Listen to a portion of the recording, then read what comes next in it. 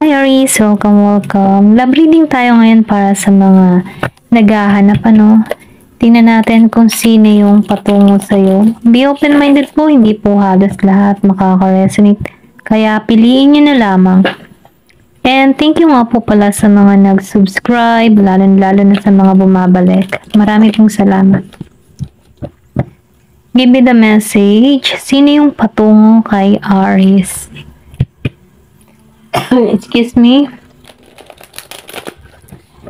Give me the message. Sino yung patungo kay Aries, please?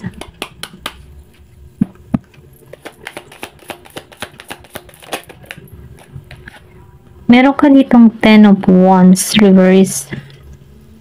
10 of Pentacles reverse, okay? Nakikitaan ko dito, kung meron ka ditong past person. Meron ditong patungo sa yung past person, okay? Kung meron ka man ditong kinasama, may kalibin partner, okay? Meron ditong tao na kung saan nakikitaan ko dito na meron kayong anak neto, may pinagsamahan na kayo, nagsama na kayo neto, okay? Itong tao neto, nafe-feel ko yung energy neto, may pagka happy-go-lucky, okay? Dito sa The Hermit reverse. Kumbaga, may pagka makasarili to. Kung may ganun kang person, ito lang yung nakikita ko. The Hermit. Meron kang person dito na Virgo, Capricorn, Taurus. Then, meron din ditong Leo. Then, Sagittarius. Ayun, yun lang yung nakikita ko. Give me more information. Ito yung mensahe. 7 of Wands. Okay, nakikitaan ko dito yung pagiging mong grounded sa tao neto. Okay? Yung iba sa inyo, kung wala kayong past person, nakikitaan ko dito na meron ditong patungo na kung saan hindi mo to makitaan na okay para sa'yo. Okay? Kumbaga, nabibigatan ka. Pwede rin sabihin marami tong responsibilidad tong tao nito. Kaya aayawan mo to. Ito lang yung nakikita ko, hindi halos lahat ha. Then nakikita ko dito kung meron ka mang past person, meron din ditong patungo sa'yo. Kumbaga, before hindi ka nito nabigyan ng, alam mo yun, yung tipong hindi niya naibigay yung mga pangangailangan mo or hindi siya nakatupad sa mga pangako niya sa'yo, okay? Dahil dito, kasi yung person mo dito may pagka-happy-go-lucky, may pagka-selfish. Sarili niya lang yung kanyang iniisip, okay? May pagkaduwag din. Takot to sa'yo. Ito lang yung nakikita ko, takot siya sa'yo. Pwede rin sabihin yung iba sa inyo nagkaroon dito ng hiwalayan, okay? Meron na kayong anak, okay? Mag-asawa kayo na naghiwalay kayo, Nakikita ko dito yung pagtungo. Pagtungo nito sa iyo, kumbaga, pwede rin sabihin, bisitahin yung anak mo kung meron kayo neto. Okay? Ito lang nakikita ko. Pero ganun pa man, tutungo to, pero hindi para mag-offer ng love sa'yo. Ito lang yung nakikita ko sa Ace of Pentacles reverse. Or pwede rin sabihin, ito yung energy mo. Wala kang maibigay na love para rito or hindi ka makapag-isip ng new start para rito. Okay? Ito lang yung nakikita ko. Kasi dito sa 7 of Wands, grounded ka eh. Kumbaga, pinoprotektahan mo yung sarili mo. Ayaw mong malinlang, maloko ng tao nito kasi protektado ka dito eh. Masyado kang defensive dito. Ito lang yung nakikita ko. Give me more information. Ano pa yung mensahe? Meron ka ditong Queen of Cups. Okay, andito ka sa moment nito, si Queen of Cups na okay ka, maayos ka. Kumbaga, masaya ka sa buhay mo, nagiging kang magandang takbo ng iyong kabuhayan, okay? Kumbaga, nafe-feel ko dito na kung makikita mo yung babae dito, focus eh. Focus ka sa stability mo, sa goal mo, okay? Then nakikita ko dito may mensaheng parating sa'yo. Ito lang yung nakikita ko. Kaya ka grounded dito kasi wala kang mai-offer para rito sa tao nito. Or pwede rin sabihin, itong tao mo walang mai-offer sa'yo dahil short siya sa budget, okay? Dito sa Ace of Pentacles reverse. Pwede rin sabihin na nagkaroon kayo ng problema dito sa pera nung kayo magkasama ng tao na ito. Gipit, ganon. Ang hirap ng sitwasyon. Or pwede rin sabihin inalisan ka ng tao na ito dahil ayaw niya ng responsibilidad sa connection na to. Ito lang yung nakikita ko, no? So, siya ngayon, dito sa The Hermit, hindi kasi siya, ano, hindi siya nag-iisip eh. Yung, alam mo yung tipo na gusto niya, sarili niya lang yung kanyang iniisip dito sa The Hermit Reverse. Nafe-feel ko dito na hindi to mahanap ng kaliwanagan or hindi, kumbaga no, pag nagtalo kayo, lagi siyang panalo. Lagi siya yung tama. Ganun yung energy nito sa The Hermit. Ayaw niyang tumanggap ng pagkakamali dito. Okay? Pero ganun pa man no, dito sa Seven of Wands, grounded ka eh. Pinoprotektahan mo yung sarili mo. Ayan. Ayaw mong malinlang muli, okay? Kumbaga, no, nakahanda ka dito. Ito lang nakikita ko. Kasi kung makikita mo yung mata mo dito, no? Ganun. Nakahanda ka. Then dito, no, Three of Wands. So, meron ditong iniintay. Kung ikaw man ay nagbabalak mag-travel or pwede rin sabihin nag-iintay itong tao mo dito. Meron ditong pag-iintay na ginagawa. May pag-alis, okay? May kita mo, nagbalot na siya dito eh, sa Three of Wands. May iniintay. May iniintay na pag-alis or iniintay ng tao na ito yung pag-alis niya. Kung meron ditong LDR situation, long distance, ano, malayo sa bawat isa. Nakikita ko nag-iintay lang to ng travel, okay? Give me more information. Ano pa yung mensahe? Pwede rin sabihin na, no? Nagkalayo kayo na to. Travel, may nag-abroad, ganyan.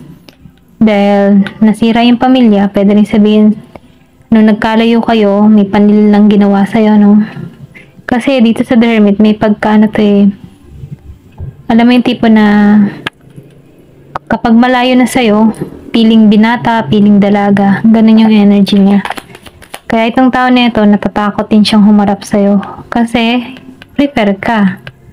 At grounded ka dito.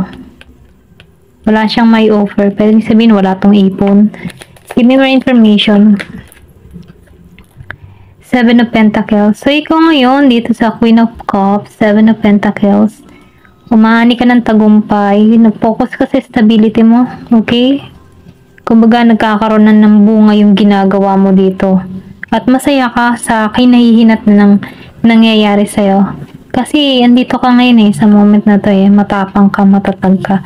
Independent ka, nabibili mo yung gusto mo at nagiging kang maganda. Okay? At yun, ang gustong puntahan ka ng person mo dito dahil malaki yung pinagbabago mo. Wala siyang maiharap sa'yo. Two of Pentacles. So, ito yung gusto niya mangyari, balance eh. May travel talaga dito, okay? Ayan o, nakikita mo may travel. Naghihintay lang to, okay? May travel. I think nagkaroon kayo ng problema dito dahil sa pera before. Inalisan ka nito ng wala-wala kasi ayaw niya ng responsibilidad. Ayaw niya ng yung bigat, ano. Kumbaga, ito lang yung gusto mo magkaroon ng family para dito sa tao nito. Kung ikaw man ay single, inalisan ka dito, ito yung dahilan, ayaw niya ng responsibilidad. Pwede rin sabihin, nung panahon na yun, ikaw yung short, hindi kayo stable, siya meron trabaho, ikaw wala. Pero ngayon, nakikita ko dito na umikot yung mundo, nagkaroon ka dito ng stability, lumalago ka, kung ano man yung mga pinaghihirapan mo sa panahon ngayon, natulungan mo yung sarili mo dito. So, itong tao na ito, nag-iintay, ano, gusto maging okay ang lahat kasi balance na siya dito, ano. Kumbaga, meron na rin siya, stable din tong person mo dito. I think nagkalayo kayo dito dahil wala sa pera. Meron kayo naging problema pagdating sa pera. Ito lang yung nakikita ko, kaya ka inalisan dito. Then, dito sa Two of Pentacles, gusto nitong maayos yung connection. Give me more information. Meron kang person dito na Virgo, Capricorn, Taurus. Ayan. So, Ten of Swords, reverse. So, nakikita ko dito, no? Naka-moving on ka dito. Okay? Nasaktan ka dito sa tao na to. Gemini, Aquarius, and Libra. Sobra kang iniwan nito ng wala. Okay? Ito lang nakikita ko. Maybe iniwan ka nito talaga ng sobrang lagapak. Ganun. Pero naibangon mo yung sarili mo dito, no? Ito lang yung nakikita ko. Give me more information. Ano pa yung mensahe? So, tumalsik to. So, 5 of Cups. Nakabangon ka talaga dito. Ito lang nakikita ko sa 5 of Cups reverse. Natulungan mo yung sarili mo. Kumbaga, hindi ka nawala ng pag-asa. Alam mo yung tipo na iniwan ka dito ng lagapak, naka-moving on ka, kasi positibo ka. So, ngayon, ikaw ay protektado. Pinoprotektahan mo yung sarili mo. Pinoprotektahan mo yung cups mo. Okay, yung cups mo, yun yung heart mo eh. Pinoprotektahan mo yung sarili mo malinlang muli dito. Kasi stable ka na dito eh. Kumbaga, or pwede rin sabihin, kung hindi ka stable dito, yung mga ginagawa mo, nagkakaroon dito ng bunga, magandang bunga. Na kung saan nagiging kang maayos. Kumbaga yung kapalaran dito, naging umayon sa'yo. Kumbaga, tinulungan ka ni God, ni Universe, para makabangon muli dito sa Queen of Cups. Kasi dito sa 5 of Cups, nalampasan mo yung pagsubok. Talagang sobrang kang umiyak, lumuha, walang tinira sa'yo. Pero dahil meron ditong 2 of Cups na nakatayo, meron pa ring oportunidad na dumating sa buhay mo, okay? Then 10 of Swords, naka-moving on ka dito. So itong tao mo, babalik to, okay? Nag-iintay ito ng tamang panahon, tamang oras, okay? Dahil gusto niya nang maging balanse. Okay? Yung tipo na stable na siya, balance na siya, okay? Gusto niyang may offer sa'yo, pero ikaw, kaya mo yung sarili mo. Ito lang yung nakikita ko. Then dito sa Ace of Pentacles reverse, wala kang may offer para sa tao na ito, no? Or pwede rin sabihin, dumating to sa point before na wala siyang may offer sa'yo. Naging siyang mahina, hindi ka niya sinuportahan dito. Dito lang, kumbaga inalisan ka niya, okay? Naging siyang mahina para rito dahil takot siya sa responsibilidad. Ito lang yung nakikita ko. Ayan, tinan natin dito kung ano pa yung mensahe sa'yo. Give me the message. Ano pa yung karagdagang mensahe sa'yo? Ayan, tumalsik to. Suki, ikaw yung susi, Ikaw yung naging susi. Tinulungan mo yung sarili mo. Meron ditong 33 years old. Then dito, child and rider. Meron ditong patungo sa'yo, okay? Nafe-feel ko meron kang anak dito. Sa tao na to. May pagbisita, okay? May pagbisita sa'yo. About dito sa child. May anak. May anak kayo neto. Or pwede sabihin kung meron kang kadiling na single father, single mother. Yan. Ikaw yung susi. Give me more information. So, man, okay? May edad na. Nakikita ko may age gap sa inyong dalawa. May pagkakulot. Yung tao na to. Kumbaga, ngayon siya handa mag-offer sa'yo. Okay? Pero andito ka sa moment ng 7 of Wands. Defensive ka dito. Ayan. Give me more information. Pa yung mensahe. Then, dito, guardian. Gusto niya ng kapayapaan sa connection nito. Gusto niya maging okay ang lahat.